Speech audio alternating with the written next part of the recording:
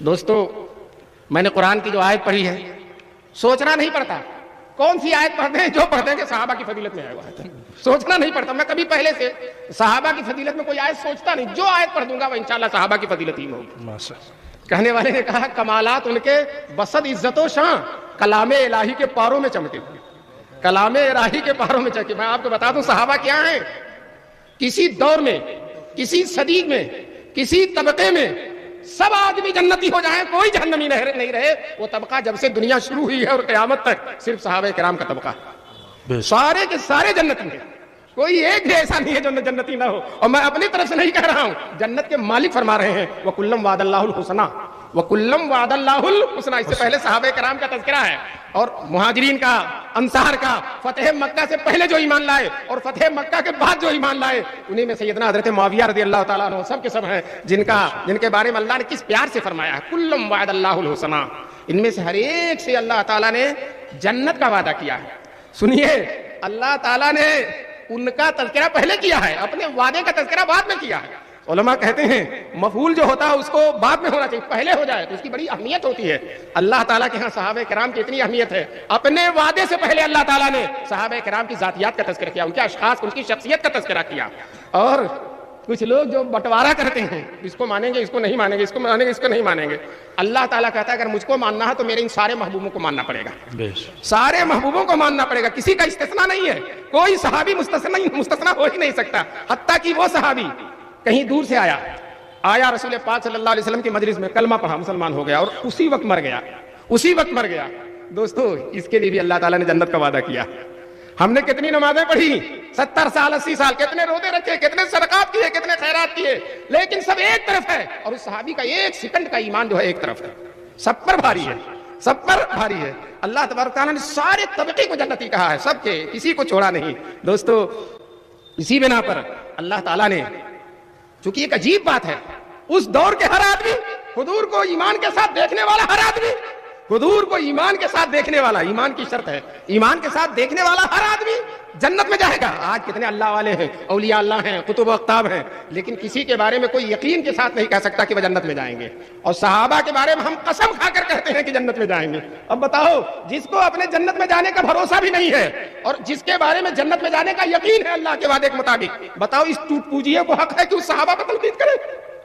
اس ٹوٹ پوجیے کو حق ہے، اس کم مایا فرا مایا کو حق ہے کہ جس کے بارے میں صحیح نہیں پتا نہیں جنت میں جائے گا کہ جہنم میں جائے گا، اور ان صحابہ پر زبان دراز کر رہا جن کا جنت میں جانا یقینی ہے، جن کا جنت میں جانا یقینی ہے.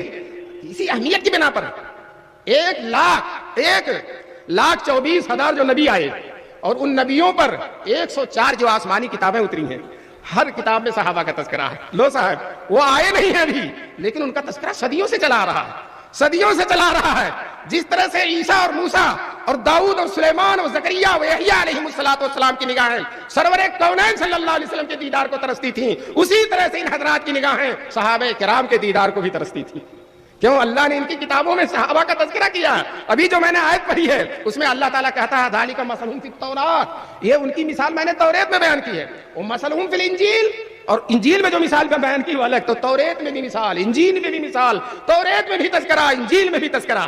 اور دوستو سب سے بڑی بات ہے کہ آخری کتاب جو قیامت تک رہے گی، قیامت آ کر ختم ہو جائے گی، دنیا ختم ہو جائے گی، لیکن وہ کتاب ختم ہونے والی نہیں ہے. قرآن کریم، اس میں اللہ تبارک تعالیٰ صحابہ کا بے پناہ تذکرہ کیا، بے پناہ تذکرہ، جگہ جگہ تذکرہ کیا.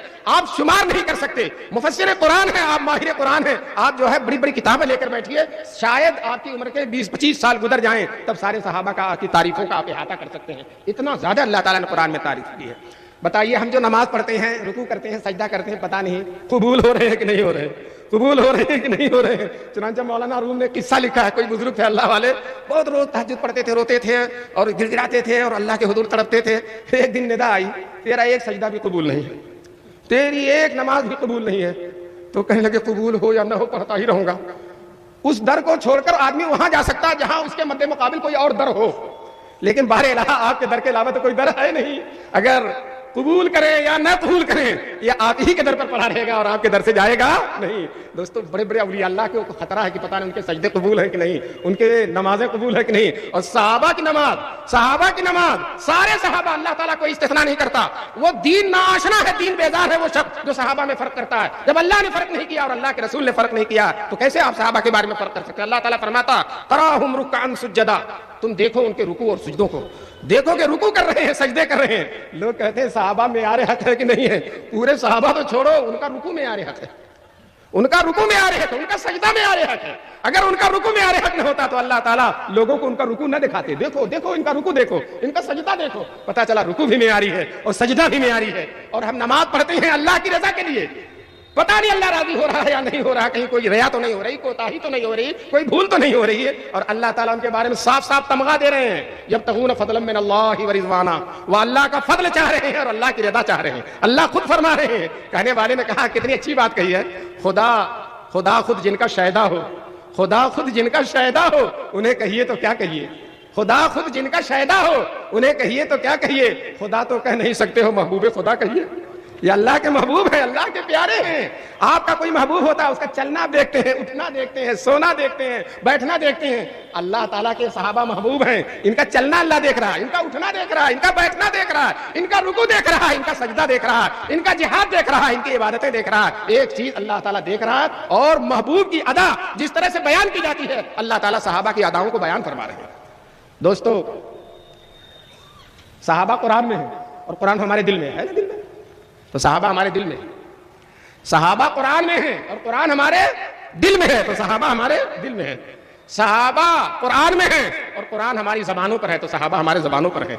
صحابہ قرآن میں ہے اور قرآن ہماری نمازوں میں ہے تو صحابہ ہماری نمازوں میں ہے، ہماری خانقاہوں میں ہے، ہماری مسجدوں میں ہے، ہمارے مدرسوں میں ہے۔ ہمارا کوئی مدرسہ، کوئی مسجد جہاں قرآن رکھا ہوا ہے دوستو وہاں صحابہ موجود ہے۔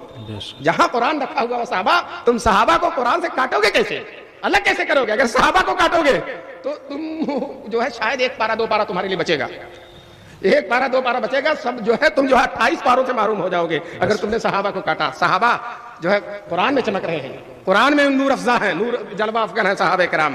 دوستو میں آپ سے بتا دوں کہ اسی لیے سارے مسلمانوں کے لیے جو حضور پر ایمان لاتا ہے، حضور سے محبت کرتا ہے، اس کو سارے صحابہ سے محبت کرنا ضروری ہے۔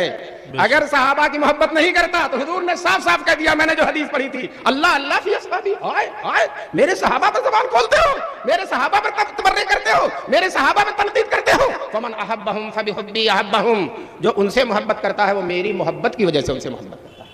تو گویا کہ حضور کی محبت اور صحابہ کی محبت لازم ہو نہیں سکتا کہ حضور کی محبت ہو اور صحابہ کی محبت نہ ہو، یہ ہو ہی نہیں سکتا۔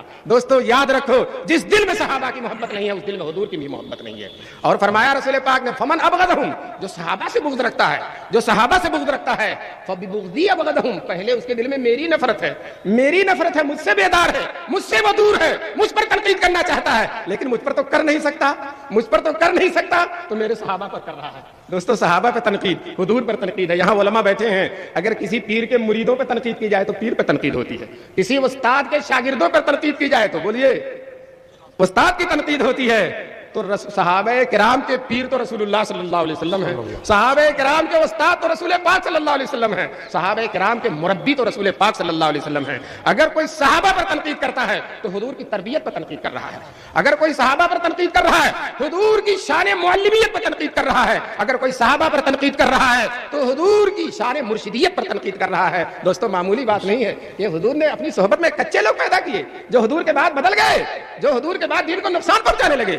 یہ لوگ امت کے بہت بڑے مجرم ہیں جو صحابہ کرام پر زبانیں دراز کرتے ہیں۔ اللہ تبارک تعالی ہم سب کو جو ہے ان شرری لوگوں سے، ان کے شر سے ہم سب کو بچنے کی توفیق نصیب فرمائے۔ آج کوئی صحابہ پر تنقید کرتا ہے تو دو چار لوگ اچھلنے لگتے ہیں، لو ایک اور نکلا، ہم کہتے ہیں نہیں ایک اور گیا، ایک اور گیا، ہم تو ڈوبے ہیں صنم، تم کو بھی لو ڈوبیں گے، ہم تو ڈوبے ہیں صنم، تم کو بہت لوگ خوش ہوتے ہیں۔ ہمارے فلاں مولانا صاحب نے جو تنقید کی تھی وہ آج فلاں مولانا صاحب نے بھی کر دیا، ہمارا پلہ مضبوط ہو گیا، ہم کہتے ہیں جہنم کا جھنڈ بڑھ گیا، گروہ بڑھ گیا۔ جو ہے معمولی بات نہیں صحابہ پر تنقید کرنا، حضور نے اتنے اہتمام سے صحابہ کا تذکرہ، اور سنیے किसी सहाबी का फर्क नहीं किया हुजूर ने, अल्लाह अल्लाह फी असहाबी। चुनांचे उलमा कहते हैं सारे सहाबा से मिन हैसु सहाबा मोहब्बत रखना बराबर बराबर रखना पड़ेगा। ना हजरत अबू बकर में फर्क करना पड़ेगा, ना हजरत उमर में फर्क करना पड़ेगा, ना हजरत उस्मान में फर्क करना पड़ेगा, ना हजरत माविया में फर्क करना पड़ेगा, ना हजरत अमर बिन सिर्फ। क्यों? शान सहाबियत में सब के सब बराबर है, रुतबे फिर आपस में फजीलत में कमी बेशी है, लेकिन हुजूर ने फजीलत की बिना पर मोहब्बत की दावत नहीं दी है, शान सहाबियत की बुनियाद पर मोहब्बत की दावत दी है। और शान सहाबियत में सब के सब बराबर है, सारे के सारे सहाबी बराबर, कोई फर्क नहीं, जर्रा बराबर फर्क नहीं है। तुम जो है फला सहाबी फला पर तनकीद करते हो, कहां कुजा ईसा कुजा दज्जाल नापाक। ईसा अलैहिस्सलाम पर दज्जाल तनकीद करे तो आपको हंसी आएगी कि नहीं आएगी? ईसा अलैहिस्सलाम पर दज्जाल तनकीद करे तो हंसी आएगी कि नहीं आएगी? ये सहाबा हमारे लिए मसीहा हैं, ईसा हैं, और जो उन पर तनकीद करते हैं वह दज्जाल से कम नहीं है, वह दज्जाल से कम नहीं है। बिल्कुल मैं सही कहता हूँ, दज्जाल से कम नहीं। हुजूर जितना दज्जाल से नाराज होंगे उतना ही सहाबा किराम पर तनकीद करने वालों से नाराज होंगे। हुजूर ने साफ साफ अल्लाह अल्लाह फी असहाबी ये नहीं कहा, फी किबार असहाबी, फी जो कदीम है, फी कुदाम असहाबी, कदीम असहाबी, बल्कि हुजूर ने फी असहाबी कहा। चाहे पहला हो, चाहे 23 साल पहले मुसलमान लाया, चाहे सबसे पहले मुसलमान लाया, चाहे फतेह मक्का से पहले मुसलमान हुआ, चाहे फतेह मक्का के बाद में मुसलमान हुआ, जब भी मुसलमान हुआ दोस्तों वो सहाबी हो गया। अब उसका रुतबा बहुत बड़ा है।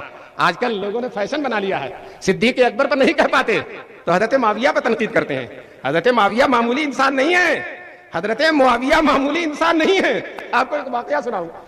हुजूर जब ईमान ले आए हजरत मुआविया, फतेह मक्का के बाद ईमान लाए, उस दिन से हुजूर का साथ नहीं छोड़ा, साथ में उस दिन के बाद जो गजवा हुआ, जो जिहाद हुआ, हजरत मुआविया रज़ियल्लाहु ताला अन्हु उसमें शरीक रहे। कोई जिहाद कोई गजवा हजरत मुआविया ने छोड़ा नहीं। और जब हजरत मुआविया रज़ियल्लाहु ताला अन्हु मुसलमान हुए तो हुजूर बहुत खुश हुए, बहुत खुश हुए, बहुत खुश हुए। दोस्तों मैं आपसे पूछना चाहता हूं, जब हुजूर खुश हो गए हजरत मुआविया पर, तो अगर कोई आदमी नाराज हो जाता है हजरत मुआविया से, हुजूर खुश हैं और फलाना नाराज है, तो दोस्तों फलाने के नाराज होने से मुआविया की शान घट जाएगी? नहीं घटेगी। हुजूर उनके ईमान लाने से खुश हैं। एक दफा रसूल पाक सल्लल्लाहु अलैहि वसल्लम बैठे हुए थे और रसूल पाक सल्लल्लाहु अलैहि वसल्लम के अंदर हया और जो है शर्म बहुत ज्यादा ही हया है। दोशीदा गैर शादीशुदा औरत जितनी पर्दे के अंदर हया करती उससे ज्यादा हया थी रसूल पाक सल्लल्लाहु अलैहि वसल्लम। हुजूर बैठे हैं, बगल में हजरत मुआविया बैठे हैं, तुम तो दूर दूर तक नजर नहीं आते हो, और जब हम हुजूर का पहलू देखते हैं तो मुआविया नजर आते हैं, हजरत मुआविया नजर आते हैं। हजरत मुआविया बैठे हुए हैं, हुजूर एक पहलवान आया, माफ कीजिएगा ये पहलवान लोग अखाड़े उखाड़े पर जिंदगी गुजरती है, तरह अदब अदब कम होता है इनके अंदर, तरबियत इनकी कम होती है, ताकत तो बहुत होती है लेकिन अदब नहीं होता इनके अंदर। वो पहलवान आकर हुजूर के सामने खड़ा होकर ऐसे कहता है, अल्लाह के रसूल आप मुझसे कुश्ती लड़ लीजिए। हुजूर से कहता है अल्लाह से, अल्लाह के रसूल आप मुझसे कुश्ती लड़ लीजिए। अब इस बेतुके आदमी का हुजूर क्या जवाब देते? हुजूर गर्दन झुकाए हुए शराफत के साथ बैठे हैं, दोबारा कहता है मुझसे कुश्ती लड़ लीजिए। अब हुजूर क्या कहे, बैठे हुए हैं और गर्दन झुकाए हुए, कोई जवाब नहीं दे रहे। तीसरे दफे जब उसने कहा तो हजरत मुआविया रज़ियल्लाहु ताला अन्हु बैठे थे, खड़े हो गए, कहने लगे अल्लाह के दुश्मन आप पहले मुझसे लड़, अल्लाह के दुश्मन आप पहले मुझसे लड़े। कहते हैं हुजूर सल्लल्लाहु अलैहि वसल्लम इतना खुश हुए कि कहा ऐ अल्लाह इस मुआविया को कभी मगलूब न करना, दुआ दे दिया इस मुआविया को कभी मगलूब न करना। दोस्तों बहुत सारी जंगें हुई, लेकिन जो है हजरत अली से भी लड़ाई हुई, बहुत सारी जंगें हुई, लेकिन अल्हम्दुलिल्लाह हजरत मुआविया कभी मगलूब नहीं हुए। किसकी दुआ का करिश्मा है, किसकी दुआ की बरकत है? रसूल पाक सल्लल्लाहु अलैहि वसल्लम की दुआ की बरकत है। अगर हजरत अली के लिए दुआ है रसूल पाक की, तो हजरत मुआविया के लिए भी दुआ है रसूल पाक सल्लल्लाहु अलैहि वसल्लम की। हजरत मौलाना कासिम नानोतवी रहमतुल्लाह अलैह से जो दारुल देवबंद के बानी है, उनसे किसी ने कहा हजरत अली हजरत मुआविया दोनों हक पर तो लड़ कैसे गए? तो हजरत ने जवाब दिया हजरत मूसा व हारून कैसे लड़ गए? हजरत मूसा व हारून कैसे लड़ गए? बताओ, जब मूसा अलैहिस्सलाम कोहे तूर से आए हैं और कौम के लोग बछड़े की इबादत करने में लग गए, तो हजरत हारून का दाढ़ी पकड़ा और सर का बाल पकड़ कर खींच रहे हैं कि नहीं खींच रहे हैं, लड़ाई तो है। तो हजरत ने जवाब दिया हजरत मूसा और हारून जिस तरह से लड़ गए उसी तरह मुआविया हजरत अली लड़ गए। बताओ इनमें से किसी को बातिल पर कहोगे तुम? किसी को बातिल पर? हजरत मूसा भी हक पर है, हजरत हारून भी हक पर है, वो भी नबी है और ये भी नबी है, वो भी अल्लाह के पैगंबर है, ये भी अल्लाह के पैगंबर है। तो दोस्तों जिस तरह से वो दोनों हक वाले लड़ गए, इसी तरह से हमको जो है बहुत लंबी खिलाफत मलूकियत वगैरह लिखने की जरूरत नहीं है, बस हजरत नानोतवी का जवाब काफी है, ये जवाब काफी है। एक साहब ने बड़ा लंबा तूमार मार डाला, बड़ी लंबी किताब लिख दी, कहने लगे न लिखता तो लोग मुझसे पूछ रहे थे क्या करता। हमने कहा तुम मौलाना कासिम नानोतवी का जवाब याद कर लेते, वो जवाब दे देते कि जिस तरह से मूसा और हारून अलैहिस्सलाम पैगंबर होकर लड़ पड़े, बदगुमानी होती है, हर आदमी हर वक्त जो है आलिमुल गैब नहीं होता, बदगुमानी होती है, इस बिना पर जंग हो जाती है। हजरत मुआविया हजरत अली से बदगुमानी की बुनियाद पर जंग हुई। चुनांचे एक साहब आए हजरत मुआविया से कहने लगे कि आप हजरत अली के बराबर हैं, हजरत अली के रुतबे के हैं? कहने लगे बिल्कुल नहीं, मैं उनसे बहुत छोटा हूं। پھر آپ خلافت ان کے حوالے کیوں نہیں کرتے؟ تو کہنے لگے وہ قاتلین عثمان کو میرے حوالے کر دیں، میں خلافت ان کے حوالے کر دوں گا۔ وہ قاتلین عثمان کو میرے حوالے کر دیں، میں خلافت، یہ جو حضرت عثمان کو قتل کرنے والے ہیں یہ سب سازش کے تحت حضرت علی کے ساتھ ہو گئے تھے۔ حضرت معاویہ یہی کہتے، اس کے علاوہ کچھ نہیں کہتے تھے۔ یہ آج ایک خلیفہ کو قتل کیا ہے، آئندہ بھی خلفاء کو قتل کرتے رہیں گے، آئندہ بھی خلفاء کو قتل۔ چنانچہ وہی لوگ جب حضرت علی کبھی ان پر نکیر کرتے تھے تو آپس میں مشورہ کرتے تھے، ان کو بھی وہیں پہنچا دو جہاں حضرت عثمان کو پہنچا دیا۔ ان کا دماغ خراب ہو رہا تھا۔ حضرت معاویہ چاہ رہے تھے حضرت علی ان کو سزا دیں اور ان کو قصاص میں قتل کریں، اور کسی وجہ سے اگر نہیں کر رہے تو میرے حوالے کر دیں، میرے حوالے کر دیں۔ وہ قاتلین عثمان کو میرے حوالے کر دیں گے، میں انشاءاللہ خلافت ان کے حوالے کر دوں گا، ایک منٹ کا بھی تعامل نہیں کروں گا۔ دوستو یہ نفسانیت کی لڑائی نہیں ہے۔ جب حضرت معاویہ حضرت علی کی جنگ چل رہی تھی، روم کا بادشاہ آیا، حضرت معاویہ کے پاس خط بھیجا کہ آپ کے صاحب سے لڑائی ہے، آپ کے صاحب سے لڑائی ہے، میں چاہتا ہوں آپ کی مدد کروں۔ آپ کو اگر فوج کی ضرورت ہے، اسلحے کی ضرورت ہے، روپے پیسے کی ضرورت ہے تو میں آپ کی مدد کرنے کے لیے تیار ہوں۔ حضرت معاویہ سمجھ گئے کہ یہ رومی کتا جو ہے اسلام مسلمانوں میں دخیل ہونا چاہتا ہے۔ اس نے کہا سن لے رومی، میری اور میرے بھائی علی کی لڑائی میرے گھر کی لڑائی ہے، تم اس میں دخل مت دینا۔ اگر تم نے سرحد اسلام کا رخ کیا، حرمین کا، مکہ اور مدینہ کا، شام اور کوفہ اور بصرہ کا رخ کیا، تو میں اپنے بھائی علی سے صلح کر لوں گا۔ حضرت معاویہ کہہ رہے ہیں میں اپنے بھائی علی سے صلح کر لوں گا، اور صلح کر کے حضرت علی کی لشکر کا ہرا دستہ بن کر پیش جو ہے آگے کا دستہ بن کر تمہارے قسطنطنیہ کو جلا کر خاک میں ملا دوں گا۔ تم ہمارے اختلافات میں تمہیں دخل دینے کی ضرورت نہیں ہے۔ دوستو اسلام کی محبت ہے، اسلام کی محبت ہے۔ حضور صلی اللہ علیہ وسلم نے حضرت معاویہ کے لیے دعا دیا ہے، اللہم اجعلہ ہادیا مہدیا واہد بہ۔ یہ علماء بیٹھے ہیں، میں ان سے پوچھنا چاہتا ہوں، کسی صحابی کے لیے حضور نے ایک حدیث کے اندر مادہ ہدایت کو اتنا جمع نہیں کیا جتنا حضرت معاویہ کو جمع کیا۔ کیا فرمایا حضور صلی اللہ علیہ وسلم؟ اللہم اجعلہ ہادیا، اس معاویہ کو ہادی بنائیے۔ بتاؤ حضور کی دعا قبول ہے کہ نہیں؟ ارے قبول ہے کہ نہیں؟ اور فرمایا مہدی بنائیے، اس سے ہدایت کا سوتا پھوٹے، سرچشمہ پھوٹے، ایسا بنا دیجئے، واہدی بھی، اور اس کے ذریعے ہدایت دیجئے۔ دوستو جس کے ذریعے ہدایت دیں گے اللہ تعالیٰ، بتاؤ وہ امام ہدایت ہوگا کہ نہیں ہوگا؟ بالکل، وہ امام ہدایت ہوگا کہ نہیں ہوگا؟ ایک صاحب فیشنی جو بڑا علم کا ترا اور علم کا ناز ہے، وہ کہتے ہیں معاویہ باغیوں کے امام ہیں، حضور فرماتے ہیں ہادیوں کے امام ہیں، اور یہ شخص کہہ رہا کہ باغیوں کے امام ہیں۔ حضور سے ٹکرا رہا ہے، معاویہ سے نہیں ٹکرا رہا، حضور صلی اللہ علیہ وسلم سے ٹکرا رہا۔ حضرت معاویہ کہتا ہے حدیث صحیح نہیں ہے، حدیث صحیح نہیں ہے۔ مجھے تو وہ فرقہ یاد آیا کہ اس کے منشا کے خلاف جو بھی حدیث ہو صحیح نہیں ہے۔ حدیث ضعیف کی تعریف علماء نے کی ہے کہ جو ہے جس کا راوی تام الضبط نہ ہو، عادل نہ ہو، اور جو روایت متصل سند نہ ہو، معلل نہ ہو، شاذ نہ ہو۔ لیکن اس طبقے کے نزدیک حدیث ضعیف کی تعریف یہ ہے کہ میرے فرقے کے خلاف نہ ہو، میرے فرقے کے خلاف نہ ہو۔ ایک صاحب سے پوچھا گیا بتاؤ کندھے سے کندھا ملانے والی حدیث کیسی ہے؟ اسے پتا نہیں تھا کہ بخاری میں ہے، لیکن اسے اتنا پتا تھا، اس نے کہا صحیح ہے۔ تو اس نے کہا جتنا پیر پھیلاتے ہو ذرا کندھے سے کندھا ملا کے دکھا دو، تو کہنے لگا تب ضعیف ہے، تب ضعیف ہے، تمہارے عمل کے خلاف، حالانکہ بخاری میں، اس جاہل کو پتا نہیں وہ بخاری میں، اور یہاں علماء بیٹھے ہیں، یہاں تخصص الحدیث کی بھی تعلیم ہوئی ہے، جو ہے بڑے بڑے علماء حضرت امام بخاری، ترمذی، نسائی، ابو داؤد مہینوں غور کرتے تھے، ساری سندیں دیکھتے، سارے طرق دیکھتے تھے، بہت مغزماری کرتے تھے، مہینوں رات دن ایک کرتے تھے، تب جا کر فیصلہ کرتے تھے کہ حدیث صحیح ہے کہ ضعیف ہے۔ نہیں سمجھ میں آتا تھا تو اپنے بڑے سے پوچھے ترمذی کتنے بڑے محدث ہیں؟ ترمذی کھولیے، جگہ جگہ لکھتے ہیں سال تو محمدن۔ میں نے امام بخاری سے پوچھا جو ہے اس حدیث کا رتبہ کیسا ہے، اس حدیث کی شان کیسی ہے، اس حدیث کا؟ تو امام بخاری نے کہا صحیح ہے یا حسن ہے یا ضعیف ہے۔ بتاؤ مہینے غور کرنے کے بعد امام بخاری سے پوچھ رہے ہیں، لیکن ہمارے سرامیر کے امام ترمذی جو ہے، یہاں کے جو امام ترمذی ہے، نہ آو دیکھے نہ تاو دیکھے، نہ عربی جانے نہ اردو جانے، اور کہتے ہیں ضعیف ہے۔ چنانچہ یہ لوگ جو حضرت معاویہ کی تنقید کرتے ہیں، وہ کہتے ہیں حضرت معاویہ کی شان میں جتنی حدیث ہیں سب ضعیف ہیں، کہتے ہیں حضرت معاویہ کی شان میں جتنی حدیث ہیں سب ضعیف ہیں۔ میں ان سے کہتا ہوں جا کر بیت العلوم میں آ کے داخلہ لے لو اور پڑھ لو کہ ضعیف حدیث بھی فضائل میں چلتی ہے، ضعیف حدیث بھی فضائل میں چلتی ہے، اور جب ضعیف بہت ساری ہو جائیں تو حسن لغیرہ بن جاتی ہے، حسن لغیرہ بن جاتی ہیں۔ تم تو اصطلاحات جو تنقید کرتے ہیں نا، وہ اصطلاحات نہیں جانتے، ان سے کہوں گا کہ نوٹ کر لو، ٹیپ کر لو، پھر کسی سے جا کے پوچھ لینا، وہ حسن لغیرہ ہو جاتی ہے۔ اور تم جھوٹ بولتے ہو، غلط کہتے ہو، حضرت معاویہ کے فضائل جو ہے صحیح حدیثوں میں نہیں ہے۔ ارے بھائی جب قرآن میں حضرت معاویہ کے فضائل ہے، قرآن کی ساری آیتوں کے اندر جہاں جہاں صحابہ کے فضائل ہیں وہاں حضرت معاویہ کے فضائل ہیں، اور جو ہے جب قرآن میں ہے تو پھر تم کو ضعیف حدیثوں کا سہارا لینے کے لیے کہا کس نے ہے؟ اور دوسری بات یہ ہے کہ ضعیف حدیث کہتے ہو، حضور صلی اللہ علیہ وسلم نے فرمایا، اول بخاری کی روایت ہے، بخاری میں ہے، بخاری کو تو ضعیف نہیں کہو گے، حضور نے فرمایا اول جیش من امتی یغزون البحر اوجبوا، میری امت کا پہلا گروہ جو سمندری جہاد کرے گا اپنے لیے جنت واجب کر لے گا۔ اب میں آپ سے بتاتا ہوں، حضرت عمر کے زمانے میں حضرت معاویہ رضی اللہ تعالیٰ عنہ شام کے گورنر تھے، حضرت عمر نے بنایا تھا۔ یاد رکھو حضرت عمر معمولی لوگوں کو گورنر نہیں بناتے تھے، بہت پرکھتے تھے، بہت تحقیق کرتے تھے، جب جا کر گورنر بناتے تھے۔ اور جب تک حضرت عمر رہے حضرت معاویہ شام کے گورنر رہے، اور ایک لمحے کے لیے بھی ان کو گورنری سے معدول نہیں کیا، 100% ان پر اعتماد کیا حضرت عمر رضی اللہ تعالیٰ عنہ۔ حضرت معاویہ چاہتے تھے، قبرص کا جزیرہ ہے، وہ شام اور عراق کا وہ راستہ ہے جس سے آدمی اس میں ادھر داخل ہو سکتا ہے، یعنی عجم میں داخل ہو سکتا ہے، ہندوستان وغیرہ میں۔ حضرت معاویہ چاہتے تھے اس جزیرے کو فتح کر لیا جائے تاکہ عجم میں جانا، ہندوستان ایران وغیرہ میں جانا مسلمانوں کے لیے، صحابہ کے لیے آسان ہو جائے۔ لیکن وہ جزیرہ سمندروں کے بیچ میں تھا، اور عرب کے لوگ سمندری جہاد کے عادی نہیں تھے۔ ان سے جتنی چاہو تلواریں چلوا لو، جتنا چاہو گھوڑے دوڑا لو، لیکن کشتی چلا لو اور کشتی پر جا کر جہاد کرو، بحری جہاد کے وہ عادی نہیں تھے۔ تو حضرت معاویہ نے جہاز تیار کیا، بحری جہاز، سمندری جہاز۔ جب جہاز تیار ہو گیا حضرت عمر کے پاس خط لکھا، حضرت والا اگر آپ اجازت دیں تو اس قبرص کو فتح کر لوں، سمندری جہاز میں نے لشکر تیار کر رکھا، ہزاروں مرتب تربیت یافتہ لشکر ہے، آپ اجازت دیں تو میں اس جزیرے کو فتح کر لوں۔ حضرت معاویہ نے کہا کہ ہمارے عرب کے لوگ سمندر کے جہاز کے عادی نے، کہیں ڈوب ڈبا گئے تو سارا لشکر ختم ہو جائے گا، نفع سے زیادہ نقصان ہوگا، میں اجازت نہیں دیتا۔ حضرت عمر نے اجازت نہیں دیا۔ جب حضرت عمر شہید ہو گئے، سیدنا عثمان غنی رضی اللہ تعالیٰ عنہ خلیفہ بنے، تو حضرت معاویہ نے پھر اجازت مانگی نئے خلیفہ سے، حضرت عثمان غنی نے اجازت دے دیا۔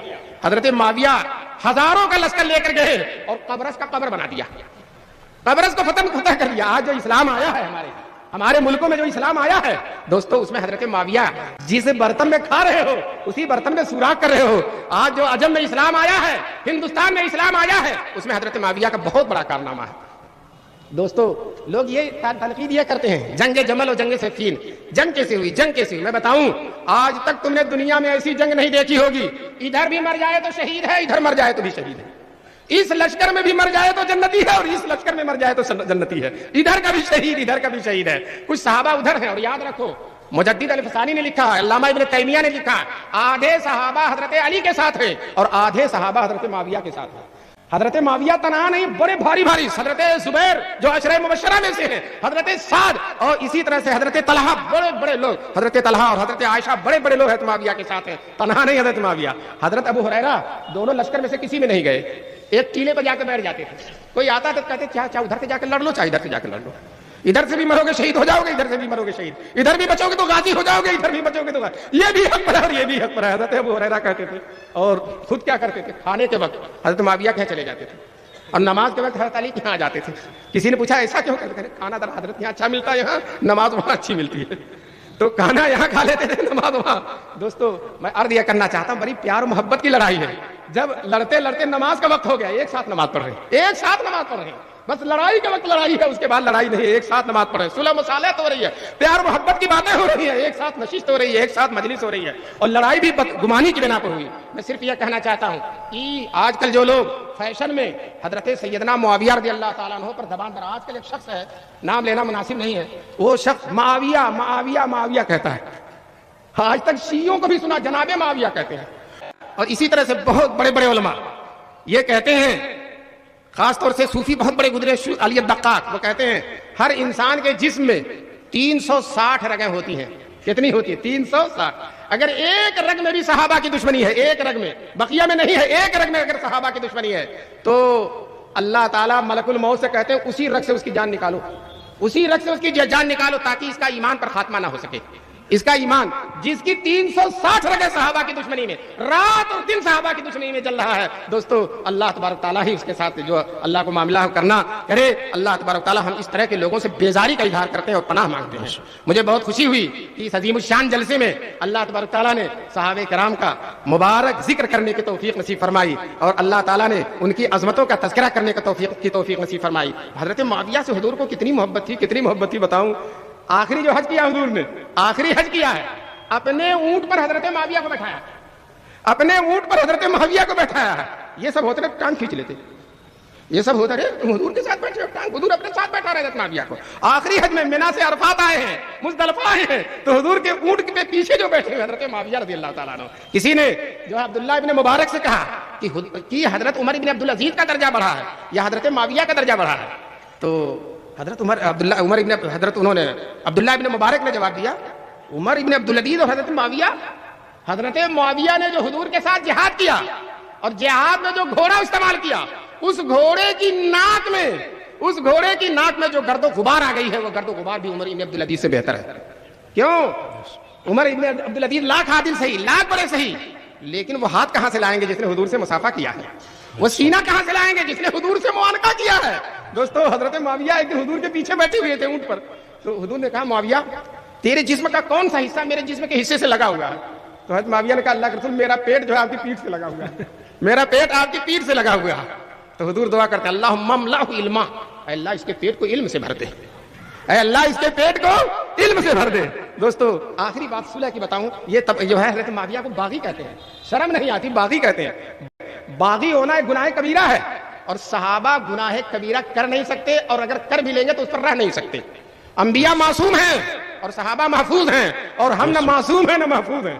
معصوم کا مطلب گناہ ہو ہی نہیں سکتا، اور محفوظ کا مطلب ہے اگر گناہ کرے گا تو مرنے سے پہلے توبہ ضرور کر لے گا، توبہ کے بغیر مر ہی نہیں سکتا، مر ہی نہیں سکتا، وہ اس کی جان ہی نہیں نکلے گی جب تک کہ وہ توبہ نہ کر لے۔ اور علماء نے لکھا ہے کہ جو معصوم ہوتا ہے اس سے گناہ کا امکان ہی نہیں ہے، اور جو محفوظ ہوتا ہے اس کا گناہ پر اقدام ہی نہیں ہوتا، وہ گناہ پر اقدام نہیں کرتا، اس کے دل کا تقاضا نہیں ہوتا کہ گناہ کرے، کبھی خارجی تقاضے سے، کبھی بشری اور طبعی تقاضے سے اسے گناہ ہو جاتا ہے، لیکن دل پر تقویٰ کا پہرا پڑا ہوا ہے، اس کے دل پر تقویٰ کا پہرا پڑا ہوا ہے۔ چنانچہ اللہ تعالیٰ نے قرآن میں فرمایا اولئک الذین امتحن اللہ قلوبہم للتقویٰ، اللہ تعالیٰ نے ان کے دل کو تقویٰ کے لیے خالص کر رکھا ہے، تقویٰ کے لیے مختص کر رکھا ہے کہ تقویٰ رہے گا تو اسی دل کے اندر رہے گا، اور جو ہے اس دل کے علاوہ تقویٰ پورے طور پر انبیاء کے علاوہ کہیں اور جلوہ فقر نہیں ہو سکتا، اگر ہوگا سب سے زیادہ تو صحابہ کے دلوں پر تقویٰ ہوگا۔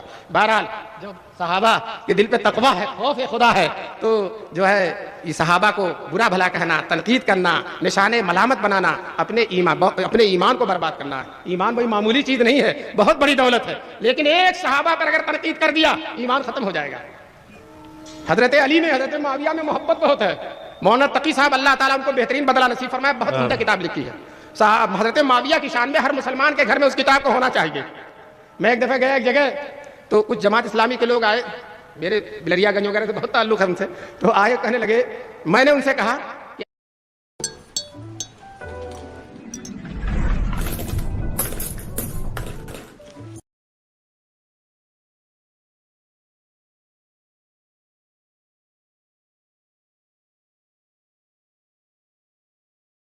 میں ایک دفعہ گیا ایک جگہ، تو کچھ جماعت اسلامی کے لوگ آئے، میرے بلریا گنج وغیرہ سے بہت تعلق ہے ان سے، تو آئے کہنے لگے، میں نے ان سے کہا کہ آپ لوگوں کے اندر شخصیت پرستی بہت ہے، میں نے ان سے کہا آپ لوگوں کے اندر شخصیت پرستی بہت ہے۔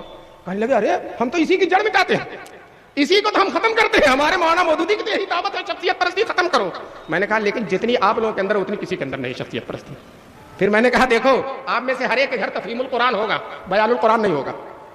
شخصیت پرستی ہے کہ نہیں ہے؟ ایک آدمی کی تفسیر پڑھ رہے ہو، اور ہمارے ہاں ماشاءاللہ آلوسی کی بھی ہے، رحمانی بھی ہے، تفسیر کبیر بھی ہے، بیان القرآن بھی ہے، اور تمہاری بھی کتاب رکھی ہوئی ہے ہمارے پاس، تو ہم تو ماشاءاللہ وسعت رکھتے ہیں۔ اور دوسری بات یہ ہے کہ ہر جماعت اسلامی والے کے پاس خلافت و ملوکیت ضرور ہوگی، لیکن اس کے جواب میں جو مولانا تقی صاحب نے کتاب لکھی وہ آپ کے پاس نہیں ہوگی۔ بتاؤ آپ لوگ شخصیت پرستی کرتے ہیں کہ نہیں کرتے ہیں؟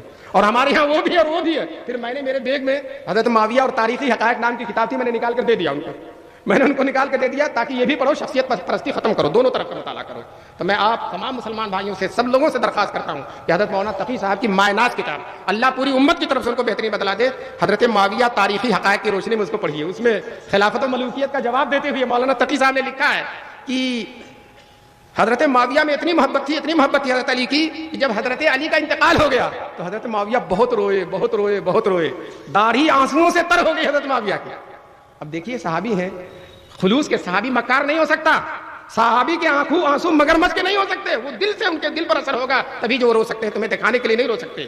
لیکن مولانا مودودی صاحب کے ساتھی تھے غلام ملک صاحب، انہوں نے جواب لکھا کہ جناب معاویہ کے رونے پر یہی شعر یاد آتا ہے، ارے مذاق اڑایا حضرت معاویہ کا، آئے تربت پہ میری روئے کیا یاد مجھے، خاک اڑانے لگے جب کر چکے برباد مجھے۔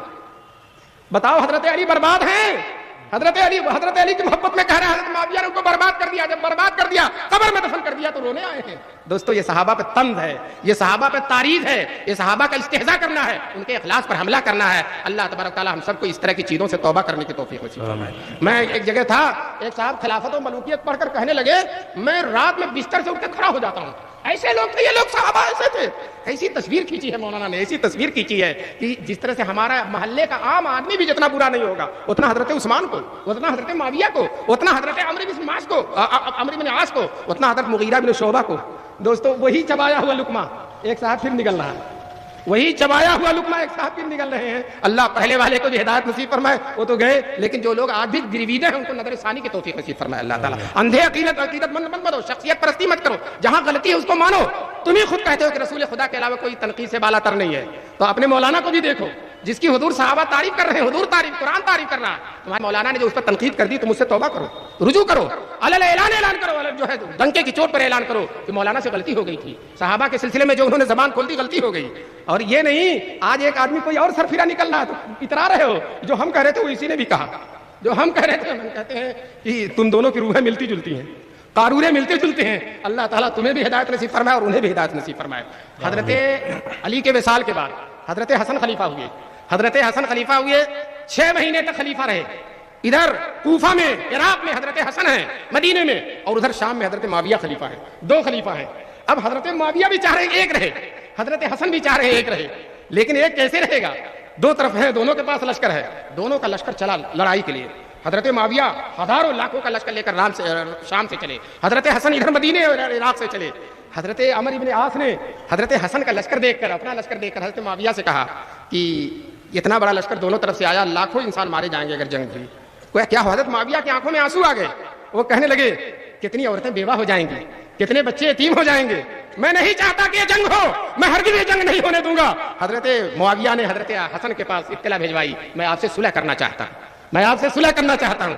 حضرت حسن تو وہ شخص ہیں، وہ ہستی ہیں کہ ان کے نانا نے ان کے بارے میں پیشن گوئی کی تھی کہ میرا یہ بیٹا سردار ہے. اللہ تعالیٰ مسلمانوں کے 2 بڑے گروہ کے اندر اس کے درمیان اللہ تعالیٰ اس کے ذریعے صلح کرائے گا. 2 بڑے گروہ کے اندر حضور نے کسی کو باغی نہیں کہا، 2 بڑے گروہ کے اندر حضرت علی کے گروہ کو بھی بڑا کہا، حضرت حسن کے گروہ کو بھی بڑا کہا، اور حضرت معاویہ کے گروہ کو بھی بڑا کہا، اور دونوں کو مسلمانوں کا گروہ کہا. رسول پاک صلی اللہ علیہ وسلم نے کہا میرا یہ نواسا، میرا یہ بیٹا دونوں کے درمیان صلح کرائے گا.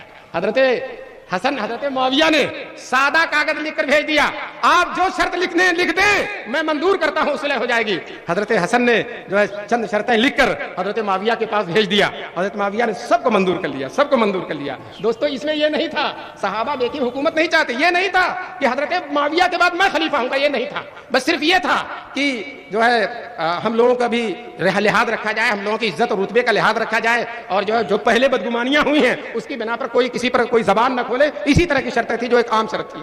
جب صلح کر لیا حضرت حسن نے تو حضرت حسن کے ساتھ جو لڑائی چاہتے تھے، جو حضرت معاویہ سے جنگ چاہتے تھے، آج بھی کچھ لوگ ہیں وہ اسی میں سے ہوتے، آ کر حضرت حسن سے کہتے ہیں السلام علیکم یا مذل المومنین، سلام علیکم اے مسلمانوں کو رسوا کرنے والے.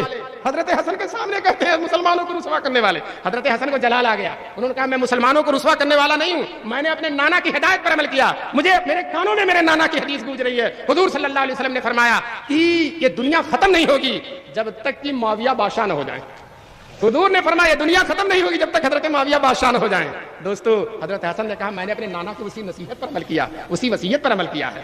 تو حضرت حسن تو قدر کر رہے ہیں، سارے صحابہ قدر کر رہے ہیں، آدھے صحابہ ان کے ساتھ ہیں. اللہ تبارک تعالیٰ ہم سب کو یہ جو صحابہ کا تذکرہ ہوا ہے اللہ تعالیٰ اس کی عظمت اور روحانیت سے، اس کے نور سے، برکت سے ہم سب کو سرفراز ہونے کی توفیق نصیب فرمائے. وآخر دعوانا ان الحمدللہ.